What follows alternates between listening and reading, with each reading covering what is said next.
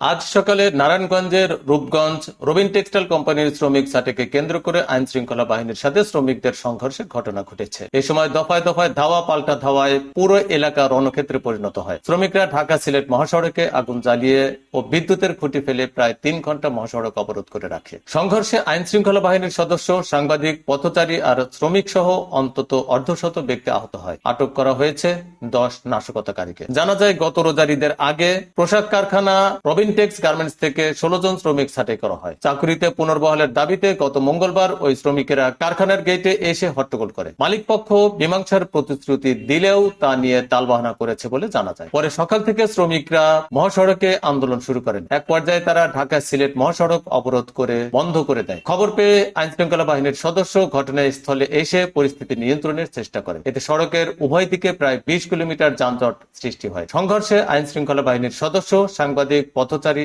আর শ্রমিক সহ অন্তত অর্ধশত ব্যক্তি আহত হয় বলে জানা গেছে। এই ব্যাপারে শ্রমিকরা জানান,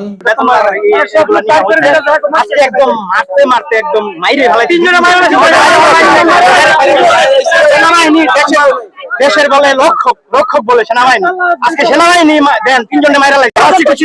সবাই বাড়ি যাবো, ছুটির দিন। আমরা মেশিনে বসতে না বসতে 12-14 জন লোক ডাক দিয়ে নিয়ে তারা বের করে দিল।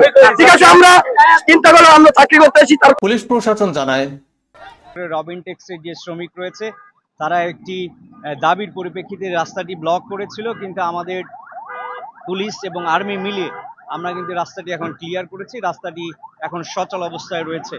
আর শ্রমিকদের যে দাবি রয়েছে, আমি শ্রমিকদেরকে অনুরোধ করব, আপনাদের দাবি নিয়ে আমরা ম্যানেজমেন্টের সাথে বসে এটি একটি টেবিলের মাধ্যমে আমরা এটা সমাধান করব। আমরা রাস্তার জন্য আমাদের মেসেজ অত্যন্ত ক্লিয়ার। দেখেন, বাংলাদেশের যে মূল চালিকা, অর্থনীতির মূল চালিকা শক্তি এই গার্মেন্ট শিল্প।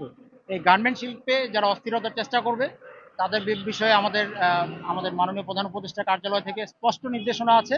এই ইন্ধনকারীদের শনাক্ত করব এবং এটা আমরা কঠোর হস্তে দমন করব।